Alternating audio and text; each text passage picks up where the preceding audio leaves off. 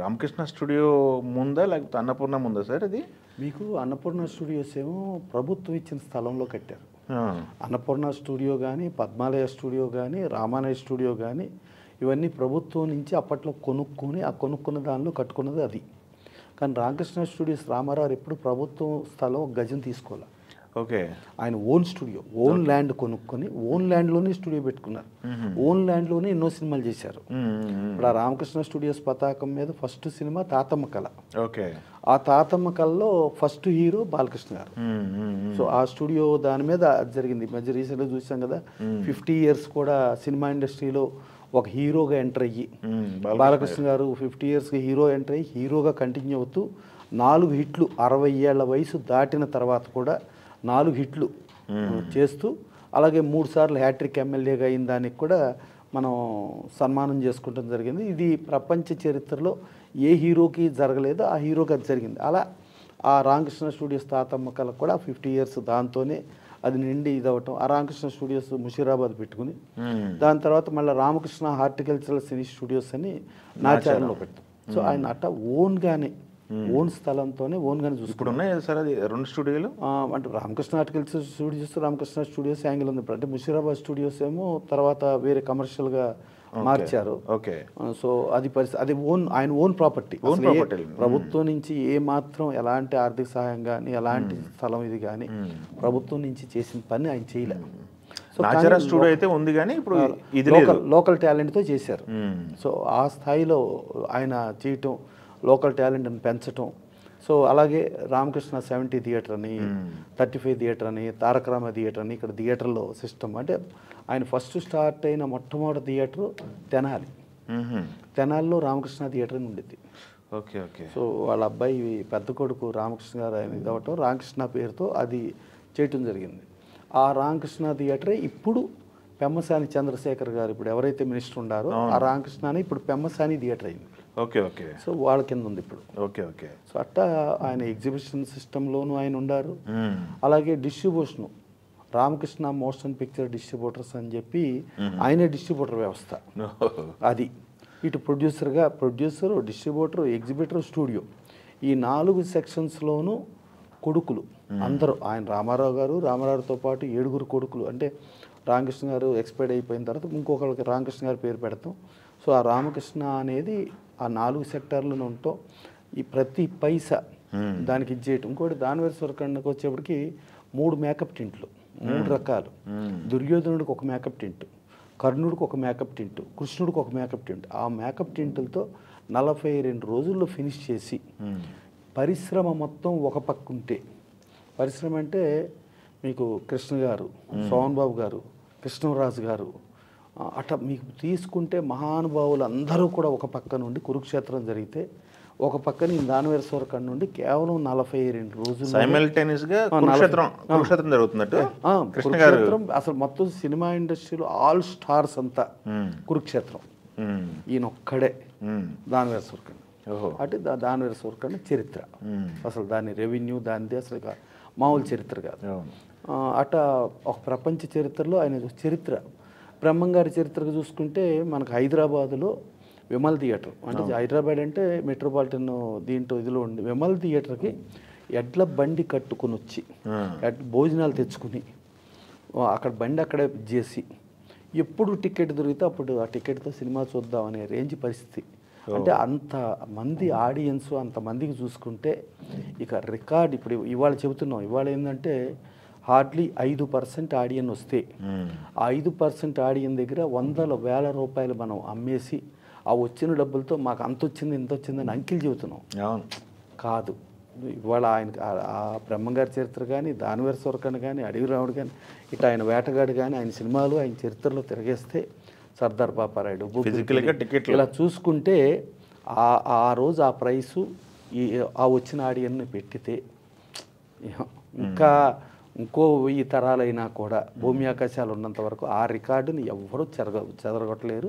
ఆ రికార్డు ఇంకెవరికి రాదు. మీకు బాగా జ్ఞాపకాలు ఏంటి సరే రామారావు గారితో? అంటే రామారావుది ఏంటంటే బేసికల్లీ కేవీ రెడ్డి గారికి ఆయనకి చాలా అనుబంధం ఉంది. కేవీ రెడ్డి గారికి ఆయనకి అనుబంధం ఉంటే ఆ అనుబంధంలో కేవీ రెడ్డి గారు ఆల్రెడీ ఉమాచండి గౌరీశంకర్లు కదా సినిమాలు చేసి కొంచెం ఆయన కొంచెం ఇబ్బంది ఇదైతే వాళ్ళ అబ్బాయికి ఏదో ఫారిన్ వెళ్ళటానికి ఏదో డబ్బు ఇదని అనుకుంటే ఈయన ఆ సాయం అనే భాష వదిలేసి గురుగారు మీతో సినిమా చేస్తాను అని చెప్పి ఆయనకి ఎంత అవసరమో 10 రెట్లు రెమ్యునరేషన్ ఆయన ఇచ్చి సినిమా చేయమని. అంటే ఈ వయసులో నేను పక్కన హెల్ప్ఫుల్గా ఉంటాను, మీరు సినిమా చేద్దామని సినిమా చేశారు. ఆయన ప్రొడ్యూసర్గా, రామారావు హీరోగా సినిమా చేశారు. సినిమా చేసి సినిమా అయిపోయింది, రిలీజ్ అయింది. రిలీజ్ అయిన తర్వాత ఏ క్లాస్ సెంటర్లో మాత్రమే స్క్రీనింగ్ చేశారు. ఏ క్లాస్ సెంటర్లో అయిపోగానే ఆ ప్రింట్లన్నీ వెనక్కి తెప్పించి దాచుకుని ఎప్పటికో కేవీ రెడ్డి గారు శివైక్యం చెంది ఎప్పటికో ఆ ప్రింటుల్లో ఎడిటింగ్ చేసి దాదాపు ఒక 1 అవర్ తగ్గించి రిలీజ్ చేశారు. అంటే ఆయన కేవీ రెడ్డి గారు ఉన్నంత వరకు దాని మీద సెజర్ పెట్టి దాన్ని ఎడిటింగ్ చేసామనంటే అది ఆయన అవమానించినట్టు అని ఫీల్ అవుతారు.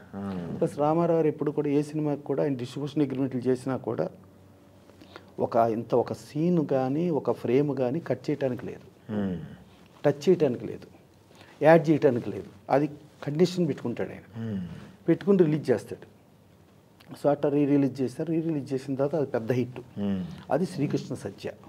ఓకే, అది ఆయన బేసిక్ ప్రిన్సిపల్ మ్యాటర్. సరే అయిపోయింది. తర్వాత బ్రహ్మర్షి విశ్వామిత్ర ఆయన చేశారు. బ్రహ్మర్షి విశ్వామిత్ర రిలీజ్ అయింది. తారక రామ థియేటర్లో వేసినప్పుడు నేను 1 గంట తీసేసా సినిమా. మీరా? ఎడిటింగ్ చేసేసి దానిలో బాలకృష్ణ గారిది కూడా పాట ఉంటుంది, ఒక దుష్యంతుడిది పాట ఉండి దుష్యంతుడు వెళ్ళిపోవటం ఏదైనా ఉంటుంది. నేను ఆ పాటను కూడా రిమూవ్ చేసాను. వాళ్ళిద్దరూ కలుసుకోగానే ఒక పాల గ్లాస్ ఉంటుంది. పాల గ్లాస్ అలా నేల మీద పడిపోద్ది. అలా నేల మీద పగిలిపోయింది పాల గ్లాసు అనగానే ఎమ్మటే సన్ రైజ్ షాట్లో దుష్యంతుడు వెళ్ళిపోతున్నట్టు, బాలకృష్ణ గారు వెళ్ళిపోతున్నట్టు ఉంటుంది. అది కట్ చేసి దాంతో 1 అవర్ తీసేస్తే జనరల్గా అప్పట్లో ఏంటంటే మనం నిద్రపోయే టైం దాదాపు 2 o'clock రేంజ్లో నిద్రపోయేవాడిని. సో ఆయన స్టార్ట్ అయ్యే టైం అంతా 2 గంటలు. ఒకరోజు హ్యాబిట్స్ ఇంటికాడ నుంచి బ్రహ్మర్షి విశ్వామిత్ర తారక రామాకు వచ్చి ప్రింట్ తీసుకుని ఆయన నాచారం వెళ్ళిపోయారు. నాచారంలో ఆయన సినిమా చూశారు. చూసిన తర్వాత ఇక మరి జనరల్గా ఆయన ఒక కట్ చేశారంటేనే అవమానం కింద ఫీల్ అయ్యే పరిస్థితి కదా. ఆయన అయిన తర్వాత ఫోన్ చేశారు. ఫోన్ చేసి బాగా కట్ చేసావు, కానీ కొన్ని బిట్లు చిన్నగా మిస్ అవుతున్నాయి, బట్ నేను అవన్నీ కలిపాను, ఆ కలిపిన దాని ప్రకారం స్క్రీన్ చెయ్యి అని చెప్పారు. అంటే ఇక అది మామూలు విషయం కాదు కదా. అంటే మాట్లాడకుండా ఆయన అసలు అంటే ఆయన ఎంత అవమానంగా ఫీల్ అవ్వాలి లేదు. అంటే he should be a practical man. వాస్తవం ఏంటి, ఎందుకు చేశాడంటే ఒక మంచికే చేశాడనే ఒక సదభిప్రాయం, ఒక మంచి ఉద్దేశం మూలంగా ఆయనలో ఆ వేరే కోణం రాల. కానీ ఎక్కువ మంది ఆ వేరే కోణాన్ని ఆయన ఆ టైప్ అని ఆవిష్కరిస్తారు. తప్పు అది, ఆయన అది కాదు. తర్వాత ఈవెన్ సీఎంగా ఉండగా కూడా ఆయన కారు ఎక్కే ముందు హయ్యర్ అఫీషియల్స్, ఐఏఎస్, ఐపీఎస్ మొత్తం అందరూ ఉంటారు కదా, మొత్తం ఇది కాదు. ఆయన ఎక్కే ముందు ఎవరైనా అభిమాని వస్తే అభిమానులతో గౌక్కుని ఏంటి ఎలా ఉన్నావు ఏంటి అని మాట్లాడుతూ ఉంటే వాళ్ళ అభిమానులు చెప్పేవి ఆయన తీసుకుంటాడు. వీళ్ళు ఐఏఎస్, ఐపీఎస్ వీళ్ళందరూ ఏదో కొంచెం అంటే ఒక నెగిటివ్ యాటిట్యూడ్ ఉండదు కూడా చెప్పరు కదా. సో అట్లా ఇదిలోనే ఒకటి ఏంటంటే గుంటూరులో ఒక ఇన్సిడెంట్ జరిగింది. ఒక అభిమాని ఎలా ఉన్నారు అని చెప్పి అడిగాడు. అంటే కొంచెం బాగా టెన్షన్ ఉంది సార్, అప్పులు పాలయ్యాడు, ఇబ్బందిగా ఉంది అని అంటే, మరి అతనికి ఇబ్బంది లేకుండా చేయాలంటే ఏం చేయాలి? ఆయనకు ఒక రేషన్ షాప్ ఇస్తే హ్యాపీగా సెటిల్ అవుతాడు సార్, రేషన్ షాప్ మీద బతుకుతాడు సార్ అంటే, అప్పుడు సరే ఆయన రేషన్ షాప్ అనగా నాకు పక్కన పిఎస్ ఉంది సార్, అలా చేయకూడదు సార్, మనం కన్సర్న్ మినిస్టర్కి చెబుతాం అక్కడ ఆ జిల్లాకి, ఆ మినిస్టరు ఆ ఆర్డీఓకు వాళ్ళకు చెప్పి చేస్తారు సార్, మనం అలా చేద్దాం అంటే మినిస్టర్కి చెబుతాం, మినిస్టర్ అక్కడ చెబుతాడు, వాళ్ళు చేశారో చేయలేదో తెలియదు. ఈ లోపల ఏదన్నా ఉంటే అతను ఏదన్నా జరిగిపోతే నాకు తెలియని కూడా తెలియదు. తర్వాత ఎప్పుడో నేను 2-3 ఏళ్ళు ఆగిన తర్వాత మళ్ళీ వీళ్ళు వచ్చారు, ఏమైందని అడుగుతా, లేదు కదా సార్ అతను ఆర్థిక ఇబ్బందులతో ఏదో అయిపోయాడు సార్ అంటారు. ఓ ప్రాణం తీసుకురాగలవా? నాకు ఈ ప్రోటోకాల్స్ వద్దు, ఈ పనులు వద్దు. మీరు ఒకటే గుర్తుంచుకోండి, తిరుమల వెంకటేశ్వర స్వామి భక్తుడి కోసం 7 కొండలు దిగి కిందకు వస్తాడు భక్తుడి కోసం. అలా ఏదైతే ఉందో నా అభిమాని కోసం నాకు ఈ ప్రోటోకాల్స్ ఈ విధానం ఇవన్నీ నాకు నథింగ్ అని చెప్పి ఆ ఆర్డీఓకి ఆయన స్వదస్తూరితో లెటర్ రాసి రేషన్ డీలర్షిప్ ఇవ్వమనంటే ఆ ఆర్డీఓ రిటైర్ అయ్యాయన ఆయన షాక్ అంట, ఒక చీఫ్ మినిస్టర్ ఒక ఆర్డీఓకి లెటర్ రాశారా అని చెప్పి తర్వాత ఆయన ఆ లెటర్ని కూడా దాచుకున్నాయంట. దాచుకుని ఇంత మహానుభావుని మనం ఎప్పుడు చూడమని ఆ రేషన్ షాప్ ఇవ్వటం. సో అట్టా ఆయన ఆ ప్రజల వద్దకు పాలన అంటాం, ప్రజల్లోకి వెళ్ళటం. అసలు మామూలుగా ఏంటంటే అంతకుముందు ప్రజలకి ఎంపీ ఎవరో తెలియదు, ఎమ్మెల్యే ఎవరో తెలియదు, ఏంటో తెలియదు. ప్రతి ఒక్కళ్ళు ఏంటంటే ఇప్పుడు ఎలక్షన్ మీటింగ్ టైంకి వస్తారు, బాబు మీరు ఆ అమ్మకు ఓటేయండి, మేము అమ్మకు ఓటేస్తాం, మీరు మమ్మల్ని ఏం చేయమని అడగండి, మేమేమీ చెయ్యం, ఇంతవరకు అనుకునే పరిస్థితి. ఎవడో ఎమ్మెల్యే ఎంపీ ఎవరో ఏంటో తెలియని పరిస్థితిలో అసలు ఇక్కడ ఉన్న ప్రజలందరికీ అసలు రాజకీయం అంటే ఏంటి, చరిత్ర ఏంటని చెప్పి అసలు ఒక సినీ నాయకుడిగా ప్రస్థానం స్టార్ట్ చేసి, అంటే సినిమా వాళ్ళు చేయించేస్తారు, సినిమా వాళ్ళు ఏమి ఇదవుతారు అని మాట్లాడుకునే వాళ్ళకి ఈవెన్ తర్వాత తిరుపతి ఏదో మీటింగ్కి ఇందిరాగాంధీ గారు వచ్చారు. ఇందిరాగాంధీ గారు వచ్చి వెళ్తూ ఉంటే ఒక దేవుడు కటౌట్ అది కనబడితే దండం పెట్టమన్నారు. అమ్మ దండం పెట్టకమ్మా, ఏం దేవుడు కదా దండం పెడతానికి, ఆయనేనమ్మా మనకు అపోజిషన్ పార్టీ నాయకుడమ్మా, ఈయన అదేంటి ఆయన దేవుడు కదా, అవునమ్మా ఆయన దేవుడమ్మా, ప్రజలకి దేవుడు ఆయనేనమ్మా ఇప్పుడు తెలుగుదేశం పార్టీ పెట్టి చేసిందని. సరే అయిపోయిన తర్వాత ముందు దిగేటప్పుడు హెలికాప్టర్ దిగేటప్పుడు అక్కడ ఫుల్ జనం ఉన్నారు, అక్కడ పోనివ్వండి అక్కడ ఆపండి అందంట.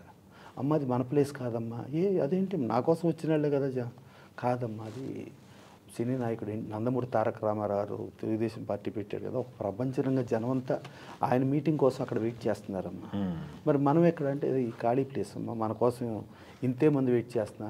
అప్పుడు ఆవిడికి అంటే ఇక అయిపోయింది, ఇక ఆ ప్రపంచం ముందు మనం కొట్టుకుపోయాం అని తెలుసుకున్న రేంజ్లో ఒక నందమూరి తారక రామారావు ఉన్నారంటే తెలుగువాడు, అంటే ఒక మద్రాసీ నుంచి తెలుగువాడిని తెలియజెప్పిన మహానుభావుడైన. అందుకని ప్రతి తెలుగువాడు చరిత్ర ఉన్నంత వరకు, భూమి ఆకాశాలు సూర్యచంద్రులు ఇదంతా ఉన్నంత వరకు ఆ ఎన్టీఆర్ అనే పేరు మాత్రం అది మర్చిపోలేరు.